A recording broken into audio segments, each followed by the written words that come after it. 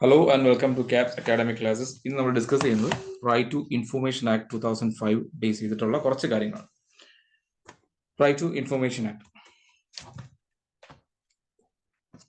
The right to information is an act to provide for setting out practical regime to right to information for citizens. ഈ ഒരു concept അല്ലെങ്കിൽ ഈ ഒരു സ്റ്റേറ്റ്മെന്റിന് മുൻപ് കുറച്ച് വളരെ ബേസിക് ആയിട്ടുള്ള കുറച്ച് കാര്യങ്ങൾ കൂടി മനസ്സിലാക്കേണ്ടതുണ്ട്. ഇതിനു മുമ്പ് മനസ്സിലാക്കേണ്ട ഒരു ബാക്ക്ഗ്രൗണ്ട് സ്റ്റോറി ആയിട്ട് വേണമെങ്കിൽ മനസ്സിലാക്കാവുന്ന 1975 Raj Narain versus state of U P. അതായത് ഉത്തർപ്രദേശുമായിട്ടുള്ള ഒരു കേസായിരുന്നു രാജ് നറീൻ കേസിൽ. 1975 നടന്ന ഈ കേസിൽ സുപ്രീം കോടതി അഭിപ്രായപ്പെട്ട ഒരു പ്രധാനപ്പെട്ട പോയിന്റ് ആയിരുന്നു ജനങ്ങൾക്ക് വിവരങ്ങൾ അറിയാനുള്ള അവകാശം which is enshrined in article 19 clause 1. അതായത് ഭരണഘടനയുടെ 19ാം അനുച്ഛേദത്തിൽ നൽകപ്പെട്ടിരിക്കുന്ന മൗലികമായ അവകാശങ്ങളിൽ ഒന്ന് തന്നെയാണ് അറിയുക എന്ന ഒരു അവകാശം തന്നെ. അതിന്റെ ചുവട് വെച്ച് നമ്മൾ നോക്കുവാണെങ്കിൽ 2002 എത്തുന്ന സമയത്ത് ഫ്രീഡം ഓഫ് ഇൻഫർമേഷൻ എന്ന ഒരു നിയമം ഉണ്ടാക്കുകയും എന്നാൽ അത് വൈകാതെ തന്നെ നിരോധിക്കുകയും അല്ലെങ്കിൽ റിപ്പീൽ ചെയ്യുകയും ചെയ്തു. അതിനെ പിൻപറ്റി 2005 കൃത്യമായി പറഞ്ഞാൽ ഒക്ടോബർ മാസം 12-ാം തീയതി 2005 right to information act RTI act 2005 പാസ്സാവുകയും ചെയ്തു. ഇതിന് പ്രകാരം ഒരു വ്യക്തിക്ക് ഗവൺമെന്റിനോട് അല്ലെങ്കിൽ പബ്ലിക് അതോറിറ്റിയോട് അല്ലെങ്കിൽ ഗവൺമെന്റിനോട് അല്ലെങ്കിൽ അധികാരികളോട് എന്തിനെ കുറിച്ചുമുള്ള വിവരങ്ങൾ ചോദിച്ചറിയാനും അല്ലെങ്കിൽ വിവരങ്ങൾ ശേഖരിക്കുവാനുമുള്ള അവകാശം നൽകപ്പെട്ടിട്ടുണ്ട്. പ്രിസൈസ്ലി നമ്മുടെ ഒരു ബാക്ക്ഗ്രൗണ്ടിലേക്ക് പോവുകയാണെങ്കിൽ Raj Narain versus state of U P കേസിൽ സുപ്രീം കോടതി അഭിപ്രായപ്പെട്ട മൗലികമായ അവകാശം ആർട്ടിക്കിൾ 19 ക്ലോസ് 1.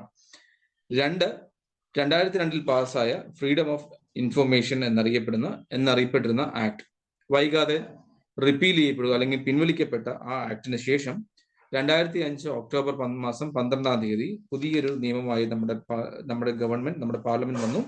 അതിന്റെ പേരായിരുന്നു റൈറ്റ് ടു ഇൻഫർമേഷൻ എന്ന് പറയുന്നത്. അതിനെ ബേസ് ചെയ്ത് എന്താണ് റൈറ്റ് ടു ഇൻഫർമേഷൻ? ഇതൊരു ആക്ട് ആണ്. എന്തിനു വേണ്ടിയിട്ട്? Practical regime to right information for citizens to secure access of information coming under the control of public authority. എന്താണ് ഈ പബ്ലിക് അതോറിറ്റി? പബ്ലിക് അതോറിറ്റി എന്ന് നമ്മൾ പറയുകയാണെങ്കിൽ നമ്മുടെ ഭരണഘടനാപരമായി നിൽക്കുകയാണെങ്കിൽ ആർട്ടിക്കിൾ 12, ആർട്ടിക്കിൾ 36 തുടങ്ങിയിട്ടുള്ള ഭാഗങ്ങളിൽ കൃത്യമായി സ്റ്റേറ്റ് എന്താണെന്ന് ഡിഫൈൻ ചെയ്യപ്പെട്ടിട്ടുണ്ട്. പാർലമെന്റ് ആകാം, അല്ലെങ്കിൽ സ്റ്റേറ്റ് ലെജിസ്ലേറ്റീവ് അസംബ്ലീസ് ആവാം, അല്ലെങ്കിൽ നമ്മുടെ ഗവൺമെന്റിന്റെ പബ്ലിക് ഫണ്ടിൽ നിന്ന് അല്ലെങ്കിൽ ടാക്സ് ഫണ്ടിൽ നിന്ന് ഫണ്ടിങ് ലഭിക്കുന്ന ഏതൊരു ഇൻസ്റ്റിറ്റ്യൂഷനും എന്താണ് പബ്ലിക് അതോറിറ്റിയുടെ ഡൊമൈനിൽ വരാറുണ്ട്. ആർട്ടിക്കിൾ 12 ആർട്ടിക്കിൾ 36 ഒന്ന് ഓർമ്മയിൽ ഉണ്ടായാൽ മതി. ആർട്ടിക്കിൾ 12 ആർട്ടിക്കിൾ 36 രണ്ടും സ്റ്റേറ്റ് എന്നാണ് ഡിഫൈൻ ചെയ്യുക. പക്ഷെ ഇവിടെ നമ്മൾ ഡിഫൈൻ ചെയ്യുന്നത് സ്റ്റേറ്റിനെ പറ്റിയിട്ടല്ല, പബ്ലിക് അതോറിറ്റി എന്നൊരു കോൺസെപ്റ്റിനെ പറ്റിയും. Section 2B of information act 2005 2005 ഈ വിവരാവകാശ നിയമപ്രകാരം 2B പ്രകാരം പബ്ലിക് അതോറിറ്റി എന്താണെന്നും സെക്ഷൻ 2E പ്രകാരം എന്താണ് കോമ്പിറ്റന്റ് അതോറിറ്റി തുടങ്ങിയിട്ടുള്ള കാര്യങ്ങളാണ് ഇവിടെ ഡിസ്കസ് ചെയ്യാം. അതിനപ്പുറത്തേക്ക് പബ്ലിക് അതോറിറ്റി നമുക്ക് ബേസിക്കലി നമ്മൾ അടിസ്ഥാനപരമായി പറഞ്ഞാൽ ഇന്ത്യൻ ഭരണഘടനയുടെ ആർട്ടിക്കിൾ 12-ലും ആർട്ടിക്കിൾ 36-ലും പറയുന്ന സ്റ്റേറ്റിന് തത്തുല്യമാണ് എന്ന് വേണമെങ്കിൽ നമുക്ക് ഡിസ്ക്രൈബ് ചെയ്യാം. കാരണം ഗവൺമെന്റ് അല്ലെങ്കിൽ പബ്ലിക് ഫണ്ടിൽ നിന്ന് അല്ലെങ്കിൽ ടാക്സ് ഫണ്ടിൽ നിന്ന് എയ്ഡുകൾ സ്വീകരിക്കുന്ന ഏത് അതോറിറ്റിയിൽ നിന്നും വിവരം ശേഖരിക്കാനുള്ള അവകാശം ജനങ്ങൾക്ക് നൽകിക്കൊണ്ടാണ് ഈ ആക്ട് മുന്നോട്ട് വന്നിരിക്കുന്നത്. അപ്പൊ ഇതിനപ്പുറത്തേക്ക് നമ്മൾ ചിന്തിക്കുമ്പോൾ അല്ലെങ്കിൽ ഈ ഒരു കോൺസെപ്റ്റിന് അപ്പുറത്തേക്ക് അല്ലെങ്കിൽ വിവരം ശേഖരിക്കുക എന്ന് പറയുന്നത് വേണമെങ്കിൽ ഒരു ഗുഡ് ഗവേണൻസിന്റെ ഒരു ഭാഗമാണ് എന്ന് വേണമെങ്കിൽ പറയാം. എന്താണ് ഗുഡ് ഗവേണൻസ്? ഒരു സദ്ഭരണം എന്ന് മലയാളത്തിൽ നമ്മൾ പറയാറുണ്ട്. ഗുഡ് ഗവേണൻസ് എന്ന കോൺസെപ്റ്റിന്റെ ഒരു പൂർത്തീകരണമാണ് എന്തെന്ന് പറയുന്നത് ഈ റൈറ്റ് ടു ഇൻഫർമേഷൻ ആക്ട് 2005 എന്ന് പറയുന്നത്.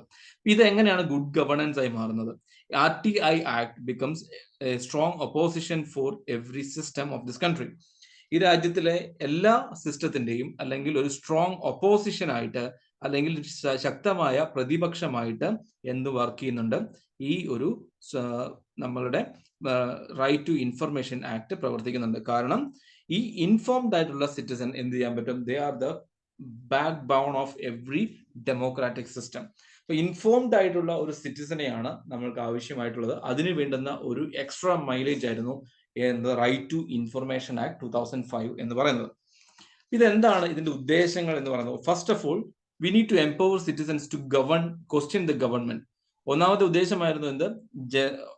സിറ്റിസനെ, പൗരന്റെ ശക്തീകരണം തന്നെയായിരുന്നു എന്തിന്റെ ഉദ്ദേശം എന്ന് പറഞ്ഞ് RTI ആക്ടിന്റെ ഉദ്ദേശം എന്ന് പറയുന്നത്. ദാറ്റ് ഈസ്, ഏതൊരു പബ്ലിക് അതോറിറ്റിയെയും അല്ലെങ്കിൽ കോമ്പിറ്റന്റ് അതോറിറ്റി, അതായത് പബ്ലിക് അതോറിറ്റി എന്ന് പറഞ്ഞാൽ president of India, MP, MLA, corporation, municipality, shipyard, judiciary, anything which comes under section 2 of B or right to information ആക്ടിന്റെ സെക്ഷൻ 2B വരുന്ന പബ്ലിക് അതോറിറ്റി എന്ന് പറയുന്ന രാഷ്ട്രപതി മുതൽ ഇനി താഴെ നാഷണലൈസ്ഡ് ബാങ്ക് വരെയുള്ള എല്ലാം തന്നെ എന്താണ്? പബ്ലിക് അതോറിറ്റി ആണ്. സെക്ഷൻ 2E കോമ്പിറ്റന്റ് അതോറിറ്റി എന്ന് പറയുന്നത് ലോക്സഭയിലെയും രാജ്യസഭയിലെയും അല്ലെങ്കിൽ ലോക്സഭയിലെയും നമ്മളുടെ ലെജിസ്ലേറ്റീവ് അസംബ്ലിയിലെയും speaker, chief justice of India, chief justice of high court of India, the president or governor, the administrator appointed under article 239 of the constitution, എവിടെ നമ്മളുടെ കേന്ദ്ര ഭരണ പ്രദേശങ്ങളിൽ അപ്പോയിന്റഡ് ആയിട്ടുള്ള അഡ്മിനിസ്ട്രേറ്റേഴ്സ് അടക്കമുള്ള ഭാഗങ്ങൾ, ഇവരെല്ലാം തന്നെ എന്താണ്? ഈ ഒരു രണ്ട് കണ്ടീഷൻസിൽ വരുന്നവരാണ് നമുക്കറിയാം, section 2E and section 2B. ഇതിനപ്പുറത്തേക്ക് നമ്മൾ ചിന്തിക്കുന്നത് എന്താണ് എംപവർമെന്റ് കൊണ്ട് ഉദ്ദേശിക്കുന്നത്? കൃത്യമായിട്ടുള്ള വിവരം ശേഖരിക്കുകയും അത് കൃത്യമായിട്ട് നമ്മളുടെ പീപ്പിൾസ് കോർട്ട് എന്ന കോൺസെപ്റ്റിൽ എന്തിലേക്ക് പോകാം? എലക്ഷൻ വരെ എത്തിക്കുന്ന സമയത്ത് പീപ്പിൾസ് കോർട്ട് എന്ന ഒരു കോൺസെപ്റ്റിലേക്ക് നമുക്ക് ഇതിന്റെ ഈ തീരുമാനങ്ങൾ, ഈ ഇൻഫോർമേഷൻ ഡെസിഷൻ മേക്കർ ആയിട്ട് വരാറുണ്ട്. അതുകൊണ്ട് തന്നെ എന്താണ്? It empowers the citizens. രണ്ട്, the act promotes transparency and accountability in the working of government. അതായത് കൃത്യമായിട്ട്, ഫോർ എക്സാമ്പിൾ, പല ആവശ്യങ്ങൾക്കും, ഒരു കൺസ്ട്രക്ഷൻ ആയിക്കൊള്ളട്ടെ, അല്ലെങ്കിൽ ഏതെങ്കിലും തരത്തിലുള്ള ക്യാപിറ്റൽ ഇൻവെസ്റ്റ്മെന്റ് ആയിക്കൊള്ളട്ടെ, ഡിഫൻസ് ഇൻവെസ്റ്റ്മെന്റ് അല്ല, പകരം ക്യാപിറ്റൽ ഇൻവെസ്റ്റ്മെന്റുകൾ ആയിക്കൊള്ളട്ടെ, അവയുടെ ഒക്കെയും കൃത്യമായിട്ടുള്ള കണക്കുകൾ കൃത്യമായിട്ട് മനസ്സിലാക്കാൻ ഏതൊരു പൗരനും അവകാശമുണ്ട്. Therefore, it enhances the transparency and accountability in the working of government. മൂന്ന്, the act also helps in containing corruption in the government and work for the people in a better way. അതായത് ഇതിൽ പല രീതിയിൽ ചിന്തിക്കുവാണെങ്കിൽ ഇതൊരു whistle blower ആയിട്ട് work ചെയ്യാറുണ്ട്. എന്താണ് whistle blower എന്ന് വെച്ച് കഴിഞ്ഞാൽ? അതായത് ഒരു കാരണവശാലും എന്താണ് കറപ്ഷൻസിനെ അല്ലെങ്കിൽ അഴിമതിക്കെതിരെ ഉപയോഗിക്കാൻ പറ്റുന്നതും അല്ലെങ്കിൽ അഴിമതിക്കെതിരെ ശബ്ദമുയർത്താൻ പറ്റുന്ന ഒരു ടൂൾ ആയിട്ട് വന്നതാണ് എന്തെന്ന് പറയുന്നത് RTI ആക്ട് എന്ന് പറയുന്നത്. The act envisages building better informed citizens who could keep necessary vigil about the functioning of the government machinery. ഗവൺമെന്റിന്റെ കൃത്യമായിട്ടുള്ള കാര്യക്ഷമമായ പ്രവർത്തനങ്ങളെ കുറിച്ച് കൃത്യമായി മനസ്സിലാക്കുവാനും അതിനനുസരിച്ച് റിയാക്ട് ചെയ്യുവാനുമുള്ള ഒരു കപ്പാസിറ്റി സൊസൈറ്റിക്ക് എത്തിച്ചു എന്നുള്ളതാണ് RTI ആക്ടിന്റെ മറ്റൊരു പ്രത്യേകത എന്ന് പറയുന്നത്. എന്തൊക്കെയാണ് ഇതിന്റെ ഫീച്ചേഴ്സ് എന്ന് പറയുന്നത്? ഒന്നാമത്തെ പറയാം, the people can examine government records and operations and request each detail from the government under the right to information act. അതായത് ഒരു രാജ്യത്തിന്റെ അല്ലെങ്കിൽ ഗവൺമെന്റിന്റെ ഏതൊരു റെക്കോർഡുകളും ഓപ്പറേഷൻസിനെ പരിശോധിക്കുവാനും അത് ആവശ്യമായ ഡേറ്റ അല്ലെങ്കിൽ ഡീറ്റെയിൽസ് കൃത്യമായി ചോദിക്കുവാനും അത് കളക്ട് ചെയ്യുവാനും അത് അറിയുവാനും അതിനെക്കുറിച്ച് കൃത്യമായ എക്സ്പ്ലനേഷൻ കിട്ടുവാനും ആർക്ക് അവകാശമുണ്ട്? ജനങ്ങൾക്ക് അവകാശമുണ്ട്. And get data from every government including state, federal government, panchayat raj, even after from some other state or federally manage, control and sponsored entity. അതായത് സെൻട്രൽ ഫണ്ടിൽ അല്ലെങ്കിൽ നമ്മളുടെ പബ്ലിക് ഫണ്ടിൽ നിന്ന് അല്ലെങ്കിൽ ടാക്സ് ഫണ്ടിൽ നിന്ന് എയ്ഡ് സ്വീകരിക്കുന്ന ഏതൊരു ഗവൺമെന്റിന്റെയും, അതായത് ആർട്ടിക്കിൾ 12 പറഞ്ഞിരിക്കുന്ന സ്റ്റേറ്റ് എന്ന കോണ്ടെക്സ്റ്റിൽ വരുന്ന ഏതൊരു സംവിധാനത്തിന്റെയും വിവരങ്ങൾ അറിയുവാനുള്ള അവകാശം അല്ലെങ്കിൽ അവിടെ നിന്നൊക്കെ ഡേറ്റ കളക്ട് ചെയ്യാനുള്ള അധികാരം കിട്ടാറുണ്ട്. The minimum of one official has been appointed as a public information officer which receives application forms and provides the detail requested by the public. കൃത്യമായിട്ടും ഒരു പബ്ലിക് ഇൻഫർമേഷൻ ഓഫീസറെ നിയമിക്കുകയും അതിന് പ്രകാരം എന്താണ് ജനങ്ങൾക്ക് ആവശ്യമായിട്ടുള്ള ഇൻഫർമേഷൻ കൃത്യമായി കൊടുക്കുകയും ചെയ്യാം. Public information officials are stationed throughout every district or divisional stage, receiving inquiries for information and then appealing the PIO judgment. Section 5 of 1 requires them to forward the petition to the proper authority. അതായത് ഏതെങ്കിലും സംസ്ഥാന അല്ലെങ്കിൽ ജില്ലകൾ അല്ലെങ്കിൽ ഒരു ഡിവിഷനുകളിൽ കൃത്യമായിട്ടുള്ള information ഓഫീസേഴ്സിനെ നിയമിക്കുകയും അവർ കൃത്യമായിട്ട് ഈ ആപ്ലിക്കേഷൻ സ്വീകരിക്കുകയും ആവശ്യമായിട്ടുള്ള ഡിപ്പാർട്ട്മെന്റുകളിലായിട്ട് കോർഡിനേറ്റ് ചെയ്ത് കൃത്യമായിട്ടുള്ള ഡേറ്റ തിരികെ വിതിൻ സ്റ്റിപ്പുലേറ്റഡ് പീരീഡ് ഓഫ് ടൈമിൽ ജനങ്ങൾക്ക് എത്തിക്കുകയും ചെയ്യുന്ന ഒരു സംവിധാനം കൃത്യമായിട്ടുണ്ടായിരിക്കണം. So the access of information എന്താണ് കുറച്ചും കൂടെ ഒരു ഈസി ആക്കുന്ന തലത്തിലാണ് ഈ ഇൻഫർമേഷൻ ആക്ട് ഡിസൈൻ ചെയ്തിരിക്കുന്നത്.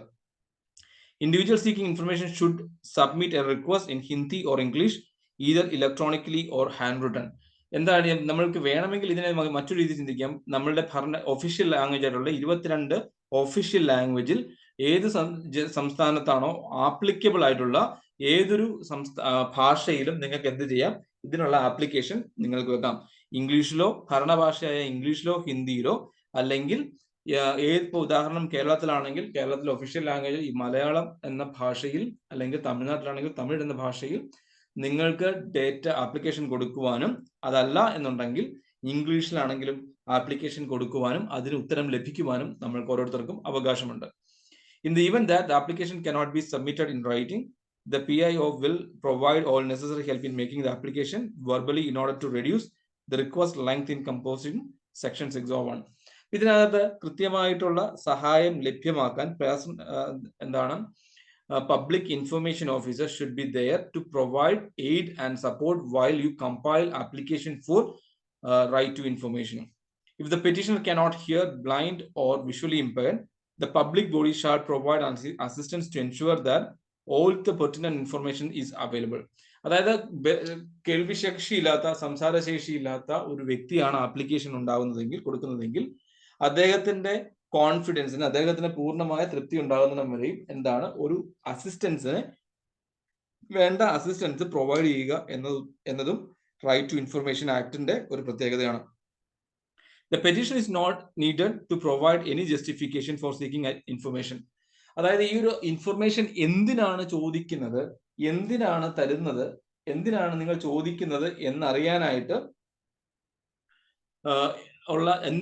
ചോദിക്കാനുള്ള അധികാരം ഒരു അതോറിറ്റിക്കുമില്ല. That means I can go to any concern authority for any information which I need to know. I can demand for information. And no authority in the state, no authority in this country cannot deny, or no state can deny any information regarding this. അതുകൊണ്ട് എന്താ പറ്റുക, ഇവിടെ basically ഒരു സിസ്റ്റത്തിന് നമ്മൾക്ക് application കൊടുക്കാനുള്ള അവകാശം ഉണ്ടെങ്കിൽ എന്തിനാണ് എന്ന് ചോദിക്കാനുള്ള അധികാരം ഗവൺമെന്റിനില്ല. The public information officer failed to provide data in a timely manner, the petitioner has the right to submit the grievance against PIO. ഒരാൾ നൽകിയ തീരുമാനങ്ങൾ തെറ്റാണ് അല്ലെങ്കിൽ തൃപ്തികരമല്ല എന്നുണ്ടെങ്കിൽ അദ്ദേഹത്തിനെതിരെ അപ്പീൽ പോകാനുള്ള അധികാരം ആർക്കുണ്ട്? വ്യക്തികൾക്കുണ്ട്. An ordinary man can never be refused fact that legislative council or legislature cannot forbid. If a public information officer fails to provide requested information underneath the act, the public information may be fined ₹250 for each day and for each delay. അതായത് ഓരോ ദിവസവും 250 രൂപ fine ഈടാക്കാനും, അല്ലെങ്കിൽ ഓരോ വൈകിപ്പിക്കുന്നതിനും 250 രൂപ വീതം fine ഈടാക്കാനുള്ള അധികാരം ജനങ്ങൾക്ക് നൽകിയിട്ടുണ്ട്. This is how the right to information act 2005 വർക്ക്സ്. ഇതിന് ബേസിക്കലി കുറച്ച് പബ്ലിക് അതോറിറ്റി, നമ്മൾ പബ്ലിക് അതോറിറ്റി എന്ന് പറയുന്ന ഒരു കോൺസെപ്റ്റ് ഉണ്ടായിരുന്നു. Judiciary, president of India, all central and state government department and every public authority have their obligations towards this. എന്താണ് അവരുടെ ഉദ്ദേശം എന്ന് പറഞ്ഞത്? ഒന്ന്, maintain all its record duly catalogued and index in a manner and form which facilitate the right to information under this act and ensure all that records that are appropriate to be computerized are within a reasonable time and subject to availability of resources, computerized and connected through network all over the country on different systems so that access of record is facilitated. അതായത് ഏതൊരു ഡേറ്റാബേസും എന്താണ് സെർവറിൽ കൃത്യമായി maintain ചെയ്തിരിക്കണം. ആര് എപ്പോൾ ചോദിച്ചാലും within the 30 days of application എന്ത് ചെയ്തിരിക്കണം? ഈ ഒരു ഇൻഫർമേഷൻ കൊടുത്തിരിക്കണം. അയാളുടെ പേഴ്സണൽ ലൈഫിനോ ലിബർട്ടിയോ ചോദ്യം ചെയ്യുന്ന, അല്ലെങ്കിൽ അയാളുടെ പേഴ്സണൽ ലൈഫിനെയോ ലിബർട്ടിയോസ് ചോദ്യം ചെയ്യുന്ന ഏതൊരു സാഹചര്യവും എന്താണ് 48 മണിക്കൂറിനകം ഡേറ്റ കൊടുത്തിരിക്കണം. അതായത് സാധാരണ കേസിൽ 30 ദിവസം കിട്ടും. അല്ലാത്ത പക്ഷം ഒരാളുടെ വ്യക്തിയുടെ സ്വാതന്ത്ര്യമോ ജീവനോ ഭീഷണി ഉണ്ടാക്കുന്ന ഏതൊരു സംവിധാനത്തിനും 48 മണിക്കൂറിനകം ഡേറ്റ കൊടുത്തിരിക്കണം. അപ്പൊ അതുകൊണ്ട് എന്ത് ചെയ്യണം? ഈ ഉള്ള രാജ്യത്തിനകത്തുള്ള സകല സിസ്റ്റംസും സകല ഇൻഫർമേഷനും എന്തായിരിക്കണം? It must be enrolled in A computer അല്ലെങ്കിൽ സെർവറിൽ കൃത്യമായിട്ട് enrol ചെയ്യപ്പെട്ടിരിക്കണം. 2, published within 120 days from the enactment of this act the particulars of its organization, functions and duties, and powers and duties of officers and employees, the procedures followed in decision making, the norms set by the discharge of functions. അതായത് ഈ act പാസ്സായി 120 ദിവസത്തിനകം ഇതിൽ ആരൊക്കെയാണ് ഉത്തരവാദികളെന്നും അവർക്ക് എന്തൊക്കെയാണ് ജോലികൾ ചെയ്യാനുള്ളതെന്നും കൃത്യമായിട്ട് മെൻഷൻ ചെയ്തിരിക്കണം.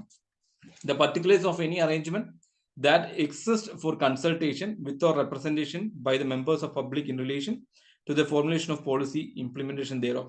While the statement of boards, councils, committee, and other bodies consisting of 2 or more persons as its part on the purpose of its advice.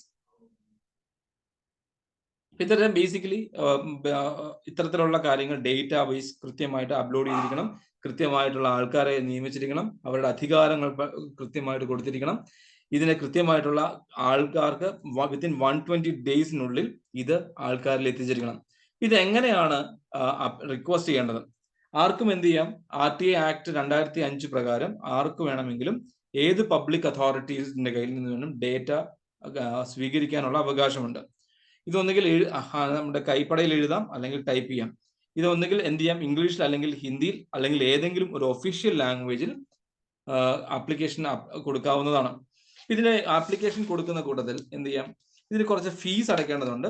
അതായത് ഫോം എയുടെ കൂടെ എന്താണ് ₹10 on every application in form A. Form എയുടെ കൂടെ 10 രൂപ ആണ് ആദ്യത്തെ application fee. 2 ഓരോ പേജിനും ₹2 വീതം അഡീഷണലി കൊടുക്കേണ്ടതുണ്ട്. അതായത് ആദ്യം കൊടുക്കേണ്ടത് 10 രൂപ പ്ലസ് പെർ പേജ് എന്ത് ചെയ്യണം? ₹2 പെർ പേജ് ആപ്ലിക്കേഷൻ കൊടുക്കണം. പിന്നീട് ഡിസ്കിലോ ഫ്ലോപ്പിലോ വേണമെങ്കിൽ ₹50 എക്സ്ട്രാ ഫീസ് അടയ്ക്കണം. അപ്പൊ ആദ്യത്തെ ഇൻസ്പെക്ഷൻ ഇനി ചെക്ക് ചെയ്തെടുക്കേണ്ടതാണെങ്കിൽ 1 മണിക്കൂറിന് 10 രൂപയും ബാക്കിയുള്ള ഓരോ മണിക്കൂറിനും ₹50 ഫീസും അടയ്ക്കണം.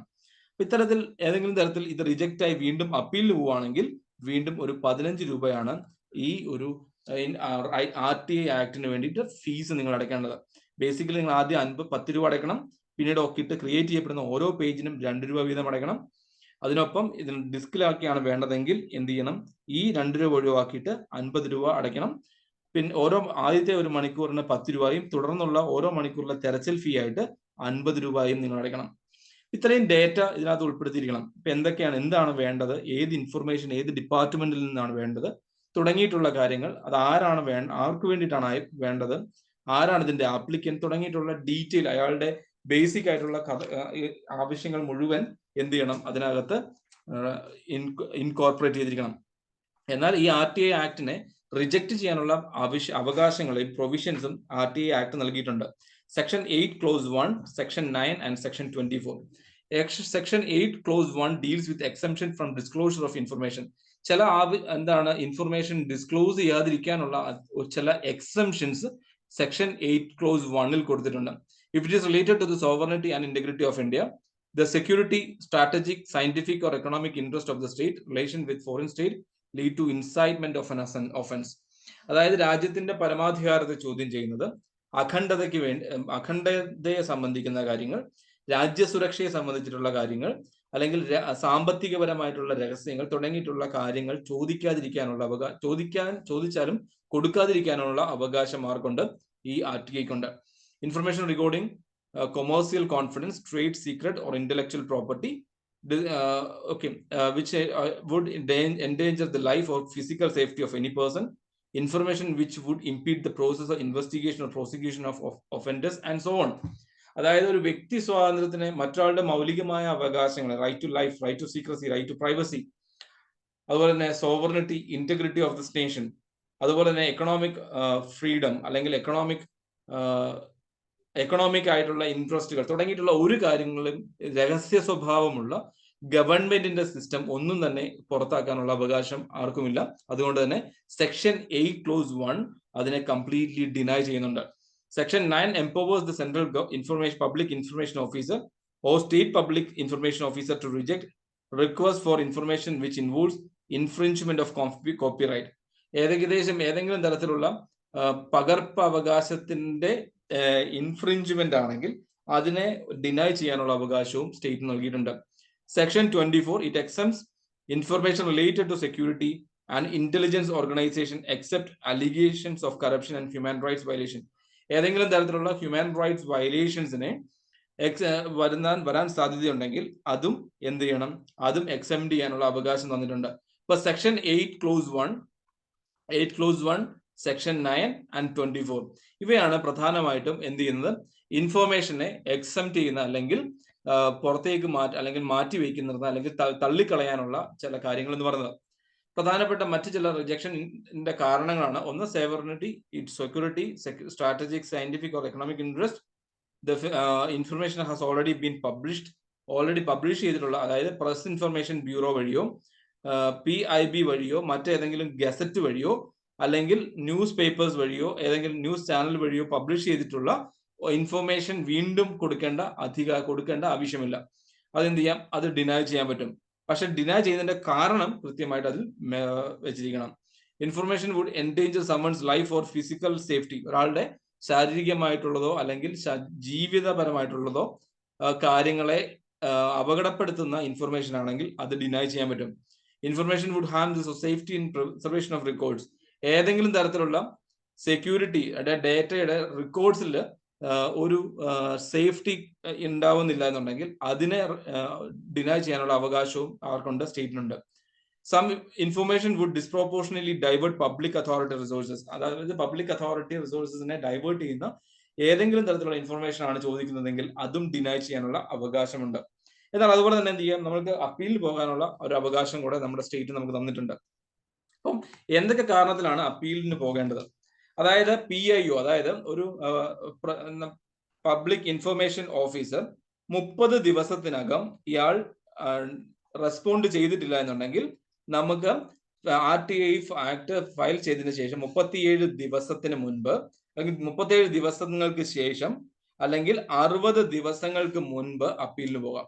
അതായത് നമ്മൾ ആപ്ലിക്കേഷൻ കൊടുക്കുമ്പോൾ ആ ആപ്ലിക്കേഷന്റെ ഡേറ്റ് ഓഫ് ആപ്ലിക്കേഷൻ മുതൽ 30 ദിവസമാണ് എന്ത് വേണ്ടത്, ഇതിന് റിപ്ലൈ തരാനുള്ള സമയം എന്ന് പറയുന്നത്.